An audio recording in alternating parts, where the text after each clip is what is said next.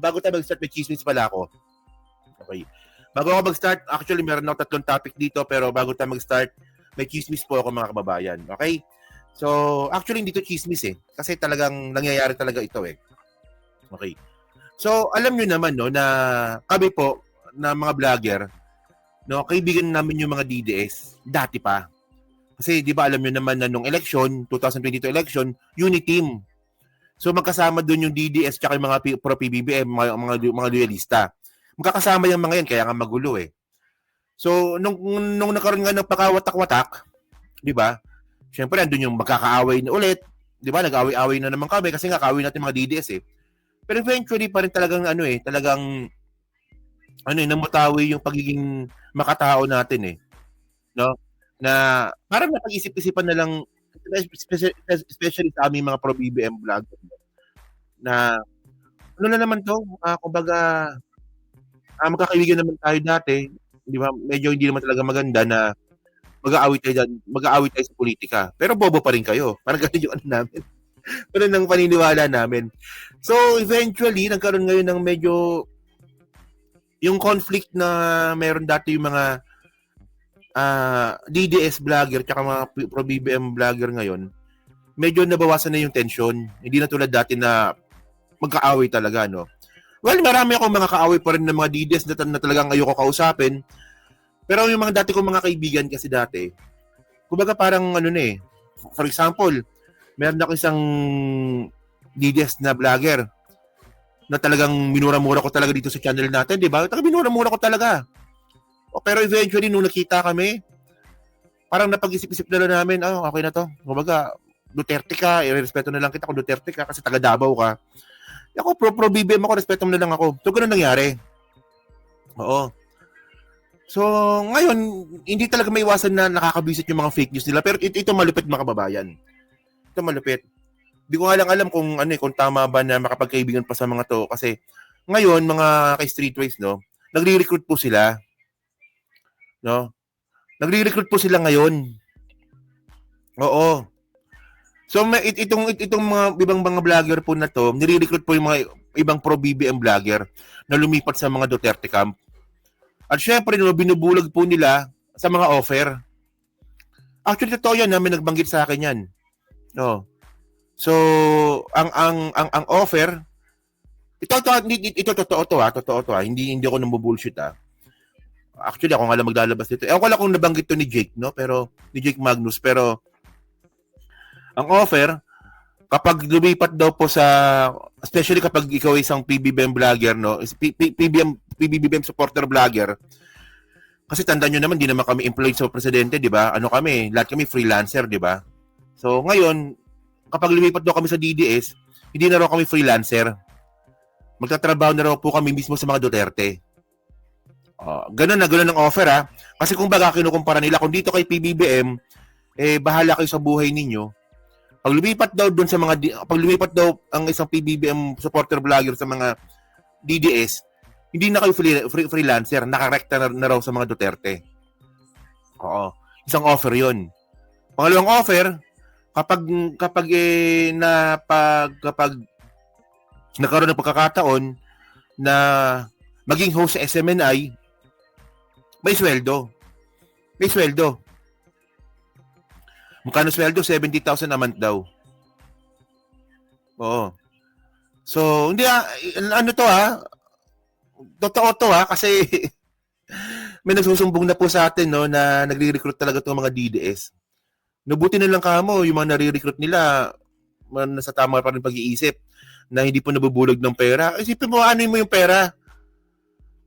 Kung lolokoy mo naman yung sarili mo. Di ba? Ano mo naman yung pera? Kung alam mo namang mali pinaglalaban mo. Oh. Tapos, 70,000 a month daw sa SMNI kapag kayo daw po naging host ng SMNI. Tapos bukod pa raw po, may condo pa pala. Oo. May condo pa pala ibibigay. Oh. Ayun ang sabi ha. Ayun ang sabi. So, ngayon, meron na silang inoferang isa. Hulaan nyo kung sino. Pwede nyo siyang tanungin. Nag-iisa lang siya sa amin kasi mukhang ano, hindi ko lang alam bakit siya inoferan ano ba kasi magaling ba? Magaling ba itong vlogger na to o mukhang marupok? O baka kaya nilang utuin. Akala nyo lang mauto nyo yan pero hindi nyo mauto yan. Mukha lang siyang uto pero hindi nyo mauto yan. Kilala ko yan, matalino yung babae na yan, hindi nyo mauto yan. Oo. So, si Sir Jax, hindi, si Sir Jax, walang kwenta po yun. Hindi, wala pang kwenta si Sir Jax, walang kwenta yun, no. So, paano ba? Basta yun, ayun ngayon ang nangyayari po ngayon sa mundong aming ginagalawan ngayon. Yan, oo. Yan. So, inooperan siya. Oo. Inooperan siya ngayon na lumipat po sa kabila. Yan, sinabi niya na, oo. Oo. Akala nyo lang utu-uto yung babae na yan, pero hindi utu-uto yan. Oo. Kilala ko yan. Mukha lang siyang utu-uto, pero hindi utu-uto yan. Ano ko yan, proud ako sa ano na yan. Proud ako sa babae na yan. Kahit na bata pa yan, kahit mukha siyang utu-uto, pero hindi utu-uto yan. Gumagamit ng utak yan. Oo. Pero, hindi, pero ano talaga ako, no? Hindi, kung baga, wag yun ang offer. Hindi, pero sabi naman ni Mima, syempre, hindi niya tatanggapin yun. Ano siya, tanga? Hindi, nakakapagtaka ba, bakit niya offeran yun? So, anong rason? Ano ba? Ganun ba kayo ka-close? Di ba? Ganun ba kayo ka-close? O sa tingin niyo ba, mauto niyo yung babae? O, di ba? O ano ba? Ano bang rason kung bakit niyo nire-recruit si Mima? So, hindi, siguro malamang asset talaga si Mima sa totoo lang. Hindi, sa amin talaga. Alam niyo, merong mga personal issues yan si Mima, no? Pero sa aming mga vlogger, ano yan, talagang asset talaga sa amin yan. Matindi yung bata na yan. No? So, tingnan nyo ino-offer ng 70,000 per month with matching condo sa Maynila. With direkta na raw po sa mga Duterte yung mangyayari sa kanya. Kasi sa amin kita nyo sa amin, di ba? Oy, Mamita Star Talk, no? Ano tayo freelancer lang po tayo sa sa pagbablog Wala naman tayong amo ang amo namin dito YouTube. So masarap para talaga buhay ng mga DDS vlogger kasi tingnan ninyo no. Kapag DDS po kasi mga kababayan, no, pag kayo po DDS vlogger, napakadali po talaga ng trabaho ninyo. Hindi nyo kailangan mag-research, hindi nyo kailangan mag-reasoning, hindi nyo kailangan gumamit ng critical thinking. Wala, ibasura nyo lahat yan. Ang gagawin nyo lang naman, napakadali lang. Diba? Sambahin nyo lang si Duterte. Puta, ayun pong pinakamadaling pagbablog sa totoo lang. Tingnan niyo kung paano sila mag-vlog. Diba? Tignan niyo kung paano sila mag-vlog. Nakita nyo ba nagre-research yung mga DDS? Hindi Nakita nyo ba na meron silang proper reasoning?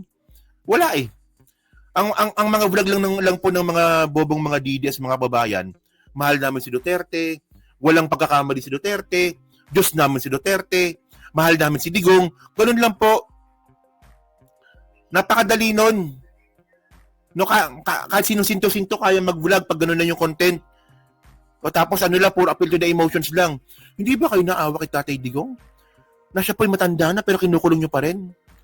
Wala na pong kakayahan si Tatay Digong para magmalabis sa kanyang kapangyarihan dahil siya po'y matanda na. Napakadali Di ba? So, kapag sa amin, mahirap sa amin. Kasi kami, kapag nag-fake news kami, sisingilin nyo kami. Tama, di ba?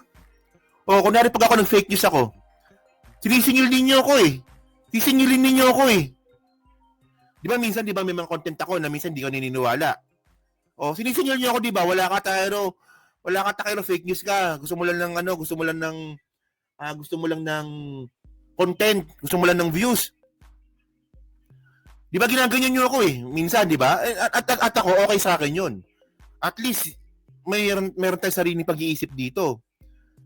Di ba, for example nga, di ba, nung sinabi ko dati, yung mga Iglesia ni Cristo magrarally yan para pabagsakan si PBBM. Ba, marami din naniwala sa akin. Wala takero, fake news ka. O, kinabukasan, ano nangyari? Totoo. O sinabi ko dati na si Bersamin magre-resign. O, wala Takero, di magre-resign si Bersamin. Loyal kay BBM yan. O, ganun nyo ako.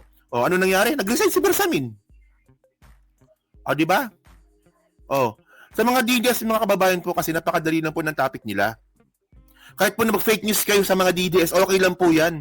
Basta importante, pakita nyo lang naman na mahal nyo si Duterte. Oh, tingnan ninyo mga kababayan kung paano mag-vlog yung mga DDS, mag-fake news. Pag napatunayan ng fake news, tatalo na lang sa isang issue, fake news ulit.